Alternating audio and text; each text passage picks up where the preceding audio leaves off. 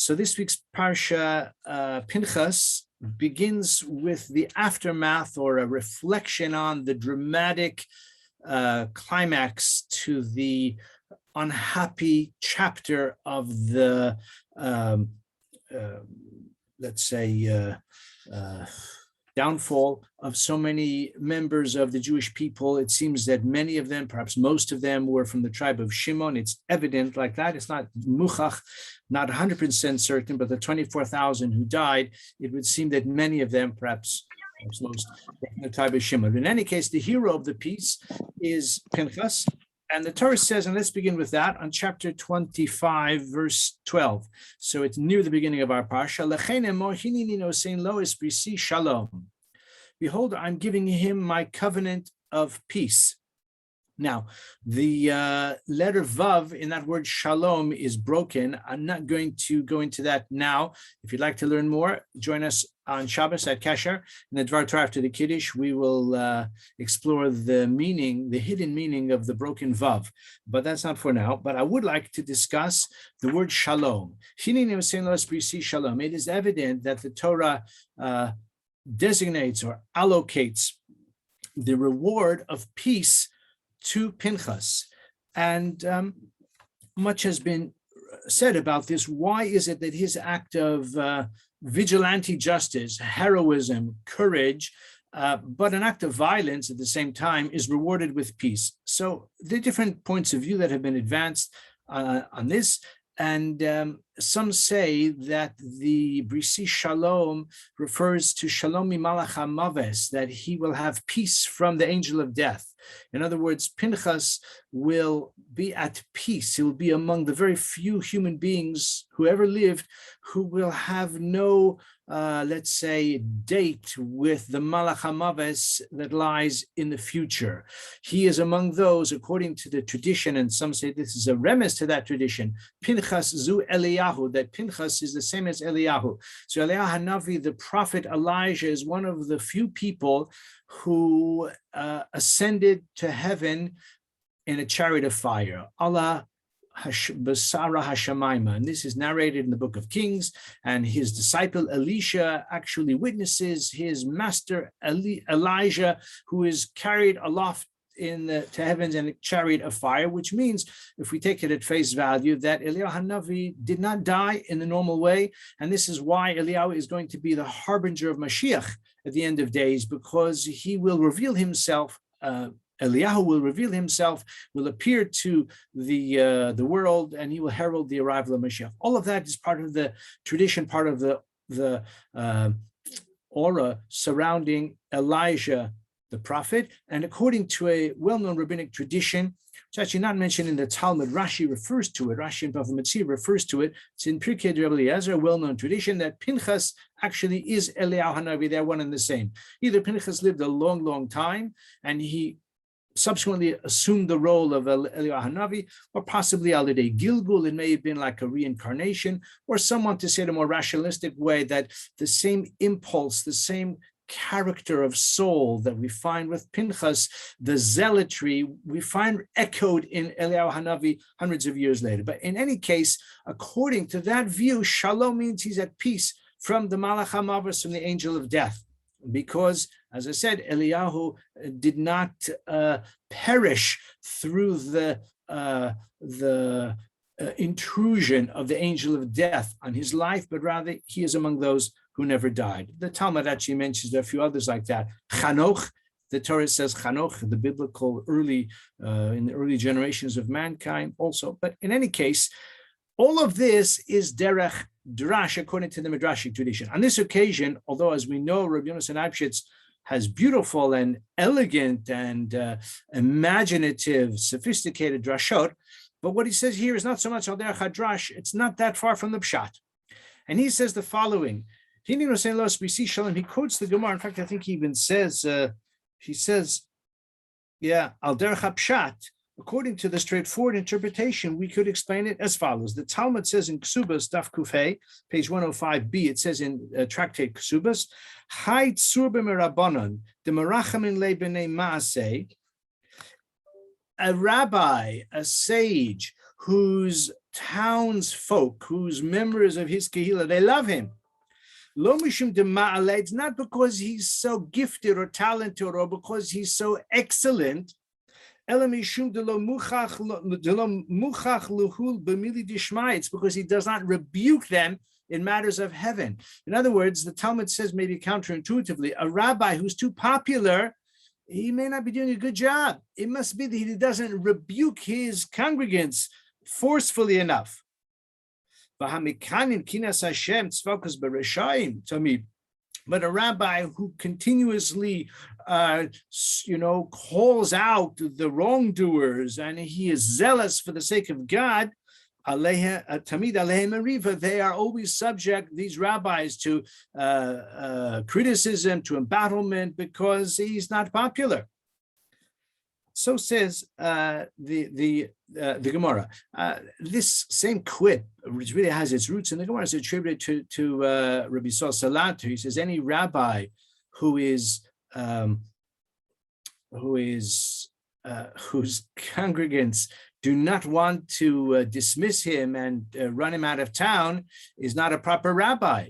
But any rabbi whose congregants do denounce him and send him on his way is not a mensch. Okay, which is a kind of restatement of the same idea. It says Yonatan and Eibeschutz, there can be, it's in my own words, there can be no more dramatic and no more extreme example of calling out the wrongdoers and inveighing against them, at every opportunity than what Pinchas did. So that is certainly the kind of behavior which naturally would undermine a rabbi's popularity. I think we would agree. Therefore, the Torah says this is an exception, meaning Pinchas, because he was so altruistic, he was so much l'shem shamayim, his motivation was so untarnished by personal aggrandizement or vendetta or any kind of sense of personal achievement. He was of such a level and the people appreciated it and recognized it. Therefore, he was rewarded with peace, because the natural, as I say, the natural consequence of a rabbi who acts that way is that he's going to be criticized and if not run out of town entirely. So the reward of Pinchas was that he gets the reward of peace, despite the fact that he is that kind of behavior, as the Gemara says, is not likely to, normally would not endear him with his congregants. I would just add that the example, the paradigm of Pinchas is not one that I would recommend for any contemporary rabbi to follow. But nevertheless, there is something to that formula that the Gemara tells us, that a rabbi who is too popular, perhaps he's not doing his job as well as he should do. Okay, I want to now turn to the reflection on the events that are described briefly at the end of Parashas Balak, to which we've already referred. In other words, Pinchas is given a reward and he is praised for the fact that he turned back the divine wrath, because his action of vigilante justice had the effect of quieting or eliminating the plague, and by so doing, save the Jewish people. It says, so that I did not destroy the Jewish people in my zeal or in my anger. So the Torah says the reward which we've just considered. And now the next pasuk in Yud Daled. The Shem Ish Yisrael Hamukeh Asher Hukas Amidani Zimri ben Salu Nasibes Avle Shimoni. The name of the Jewish man who was struck together with the Midianite, his name was Zimri ben Salu Nasibes Avle Shimoni, and he was among the Nesiim. He was a prince of one of the sub-tribes, one of the extended patriarchy units, Beis Avle Shimoni. And the Torah says who was his paramour, V'shem ha'isha ha'mukah ha'midianis, the Midianite woman, she was called Kazbi bas Tzur, Rosh Umos Beis Av b'Midianhu. And her father, Tzur, also had, if you like, a parallel role within the tribe of Midian, that he was a prominent personality. So she was like a princess. By the way, somebody observed that now that Cosby has been acquitted, where does that leave Pinchas? But anyway, that's with reference to the news in the American justice system. Okay, that's just a note of humor. Right. So what Rabbi Yonatan Eibeschutz says here is a very interesting observation. He tells us, he reminds us that the main mover behind this whole conflict, the encounter between the Jewish people and Moab, was Balak Melech Moab. He's the one who hired Bilam in last week's Parsha. Okay, Bilam is the central figure, but Balak is the one who has engaged him. He is a mercenary in the pay of Balak. Balak is Melech Moab Esahi. So we learned at the beginning of last week's Parsha. And towards the end of last week's Parsha, Bilam gives Balak some advice. And the advice is to seduce the Jewish men, and then they will not need, or rather he will not need, Balak will not need Bilam or anyone else to curse the Jews. Hashem will punish the Jewish people as a natural consequence of their transgression. And of course, that's exactly what happened. Or is it? Because the Torah tells us right here that the woman with whom Zimri was consorting was a Midianite princess. What happened to the Moabites? Balak is Melech Moab. So if Balak is Melech Moab, why did he not send the Moabite women? Now, the truth is, if you take a look at the beginning of this chapter, beginning of chapter 25, in last week's Parsha, turn back a few pages, the men, the Jewish, presuming it was the men, I would imagine it was the men, who were consorting and were acting promiscuously with the Benos Moab, the daughters of Moab. But actually, when we read further, as we've just seen now, it seems that the Midianite women were the primary cause. Now, it is likely that, of course, Moab and Midian made an alliance at this time against the Jewish people. So you could say, and al derech hapshat, they were in it together. But still, it's notable that the primary individual, the Midianite princess, who is identified here as the let's say, foremost representative of this campaign, of this immoral campaign, she's a Midianite, not a Moabite. Okay, with that in mind, Rabbi Yonatan Eibeschutz asks why. He says, could it be that the Moabites were so chaste? Is it possible that they were sonei zima, that they rejected immorality, and they were so, of such a fine moral probity?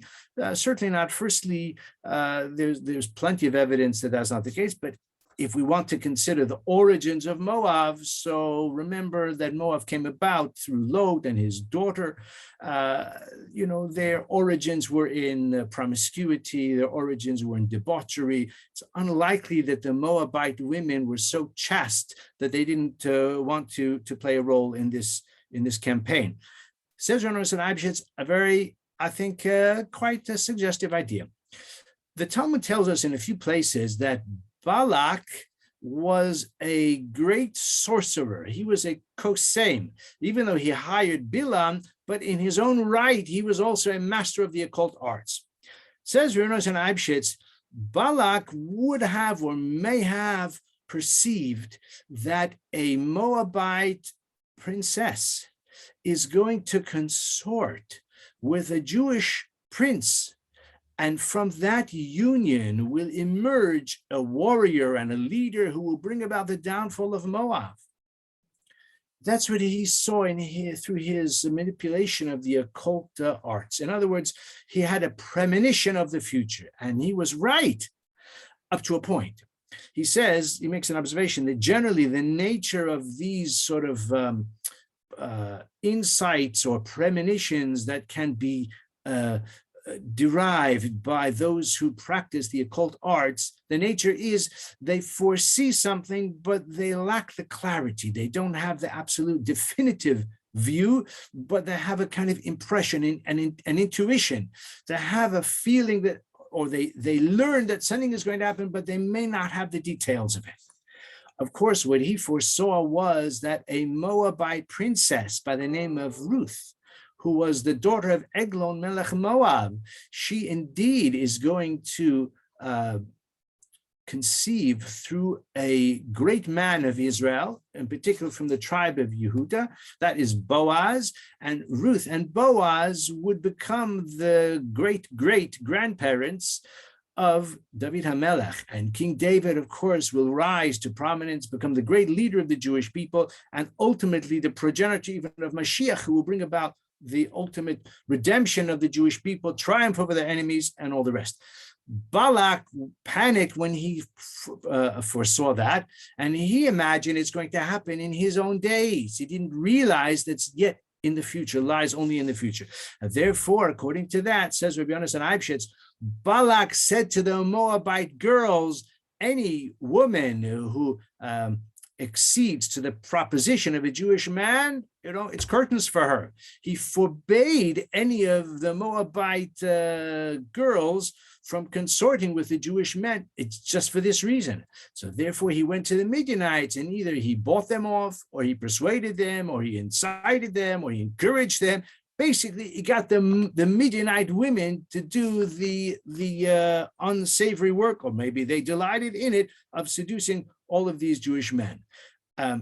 So this is how he explains why it was this Midianite princess who was at the forefront. The Moabite women actually stayed back, and he forbade them from participating in this great orgy, if you like to think of it in those terms. He was very crafty, because in the end, the Midianites were I don't know if they were annihilated, but they were struck a grievous blow by the Jewish people. We read already in this week's Parasha, he antagonized them and waged battle with them, and we'll read about it in next week's Parasha, where the Torah describes exactly that, the Milchemes Midian. So in this sense, he was very crafty, and Moab escaped unscathed as a result. In any case, there is a principle here which is worth mentioning, halachic principle, also philosophical, ein shaliach lidvar aveira. Because you could say, if the Moabites were the ones who put the Midianites up to it, then the Moabites should pay the price. The Midianites could say, look, we're only employed, we're only acting on behalf, like we've suggested, a surrogate harlot, if you like. But we have a principle in halacha, ein shaliach lidvar aveira, that when it comes to a transgression, we do not absolve the practitioner because he was instructed or urged or encouraged or paid by someone else who instructed him to do it. Ein shaliach lidvar aveira. If a person does an aveira, he's called to account, he pays the price for it. Now, of course, there may be mitigating circumstances, and the one who has instructed him or encouraged him or induced him has some culpability as well. But fundamentally, a person who does an aveira is held accountable for it. And so it is that the Midianites paid the price, even though it may have been the Moavim who put them up to it. Okay, I'd like to now look at a very interesting comment. It's an echo of something which I believe we've learned it previously. To be honest, I didn't look through my notes to recall exactly when. Some of the participants in this year have a very, very good recall. I know from experience, maybe someone can remind me where it was we saw it, but he does say a similar idea elsewhere, but he says it right here. Also, let me tell you what it is. So who was the woman with whom Zimri was consorting? Kazbi bas Tsua Roshimus Besav B'Midyanhu.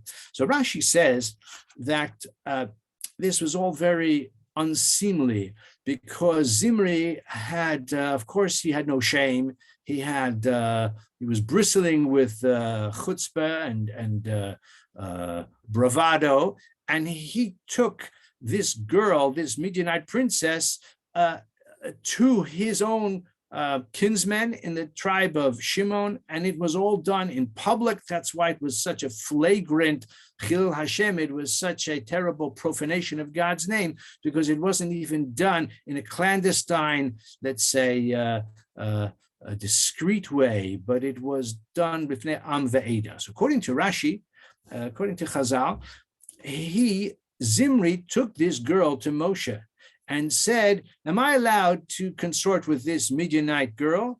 So, and if you say that I'm not allowed to, then I've got a good question for you. Who allowed you to marry Tzipora? She's also Midianite. Tzipora is the daughter of Yitro. Yitro is Kohen Midian. So Moshe was actually stymied. He didn't know quite what to say, or so it says, and he didn't remember the halacha. So Pinchas stepped forward and he carried out vigilante justice.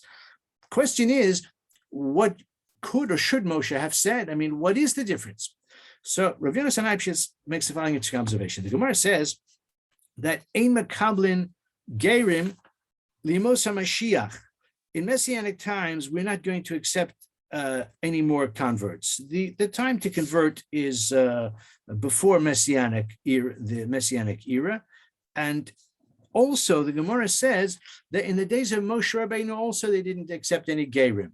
That is to say, when the Jewish people were riding high, when they were surrounded by the clouds of glory, they were eating the man, they were on their way to the land of Israel, even though they had a long detour, but even so, even during the 40 years in the desert, they had these symbols, these manifestations of divine affection and providence.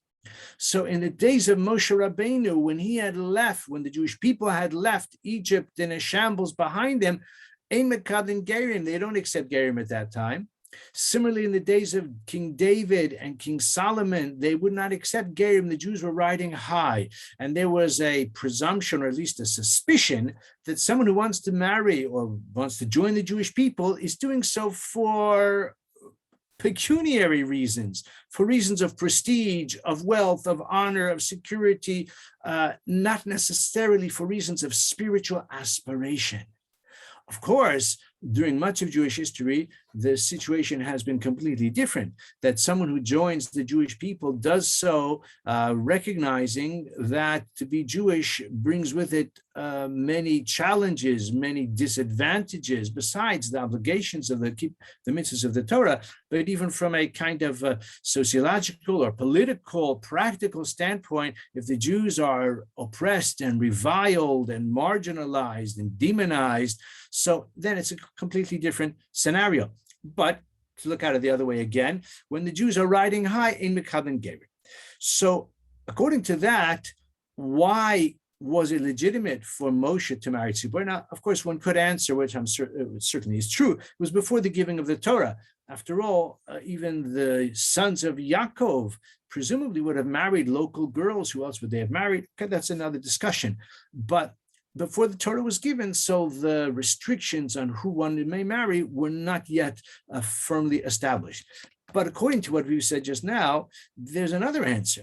Of course, when the Gemara says we don't accept Gerim in the days of Moshe Rabbeinu, that means when the Jewish people were riding high, after Moshe had become the Redeemer, the lawgiver, the master of Pharaoh and the despoiler of Egypt, the one who brought the Torah down from heaven, at that time, we don't accept Gerim. But Tzipora, when she married Moshe, he was a fugitive. He was an Egyptian fugitive from justice. So, of course, when Tzipora married Moshe, we don't suspect that maybe her motivation was because of the greatness of the Jewish people, etc. There was no greatness. Moshe, as I said, was a lonely fugitive far from home who rocked up by the well in Midian. But what about this Kasbi Bastsur? So what is the Hava Amina? What is the rationale, the basis to think or to imagine that her joining the Jewish people could be legitimate? Because Zimri was going to claim, yeah, she's also converted. Yeah, she loves Judaism. She loves the Torah. She wants to keep kosher and she would like to abide by all the commandments of the Torah. What about the principle that we don't take them in the days of King David? We don't take them in the days of Moshe Rabbeinu. We don't take them in the days of Mashiach. Other eras in Jewish history, yes, but not them. So he says that's why the Torah draws attention to the fact that she is a princess. Since she's a princess, so she doesn't need to become Jewish in order to enjoy the trappings of aristocracy and the prestige and the honor that she may earn as a result of being part of the Jewish people in the eyes of the rest of the world. She doesn't need that. She's a princess. She already has the prestige and the, pedigree and the patrician background. So therefore, Zimri ben Salu, although of course it was all self-serving, and I don't think, certainly in retrospect, we would suspect him or her of high, moral aspirations or spiritual yearning. It was all self-serving, but nevertheless, according to his, as I say, self-serving logic, so he was claiming that because she's a princess, so therefore we would accept her, we should accept her even during this era, because she's not in need of the benefits of becoming Jewish in that regard. So this is his suggestion, and I think again this represents another prism, another perspective, another aspect of this account of Pinchas and his heroism, his zealotry. It's interesting. I have some experience with the phenomenon of those who want to become Jewish. And it is interesting to consider those who are evidently, and I say evidently because to peer into a person's heart and soul is probably impossible. Sometimes the person himself doesn't even really know what motivates him entirely. But in any case, we have seen people from all different backgrounds who are drawn to Judaism for a wide variety of reasons. And it's probably true to say that sometimes the attraction of becoming Jewish can have a component of the perceived respect that Jewish people have. Hopefully they have respect for one another as well, and the success or the, let's say, attraction of Jewish life and Jewish communal life.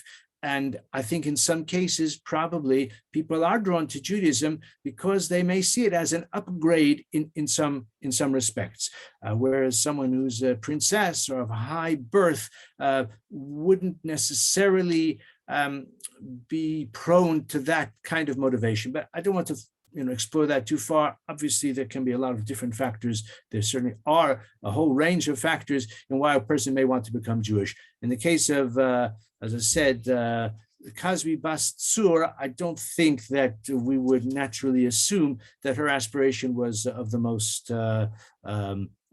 highest form. Although we do find in the Hasidic literature that even within the soul of someone like Kazbi, who is presented by the Torah as a promiscuous woman who wants to lead the Jewish people astray, possibly enjoying a good time with a good-looking Jewish guy as well. But in the Hasidic literature, we do find the suggestion that even such a person, there may have been deep within her some attraction to the Jewish people, which is legitimate. And actually, the Chida mentions such a thing as well, al derech hagilgul, but we'll save that for another time. So tonight, just to summarize, we've seen three different observations. Brisi Shalom, the covenant of peace that Pinchas, even though his action would naturally lead people to be angry at him, but he was given the covenant of peace that the Jewish people recognized him and praised him, and not like the rabbi who goes too far, in rebuking people to the extent that they run him out of town. We've seen that the Midianites were, so to speak, surrogate harlots for Moab, because Balak foresaw that from such a union will come someone who will destroy Moab. And therefore Balak said to the Moabite women, stay away, don't get too close to the Jewish men, reject their propositions even. For that reason, he got the Midianites to do the deed instead. And then we've seen that Kazbi Bas Tzur, because she was a princess, so therefore, in principle at least, she would be accepted by the Jewish people because she doesn't need to become Jewish to enjoy, as I say, the trappings of prestige and the position of prominence that may go with it. So thank you again for joining us once more as we've looked at a few Again, always creative ideas of Rabbi Yonatan Eibeschutz and a fascinating parsha. If you want to know about the broken vav, you've got to come to Kesher on Shabbos, and after the Kiddush, we'll talk about the hidden meaning of the broken vav. Thank you. Thank you to everyone, and Shabbat Shalom. Brilliant, Chair. Thank you.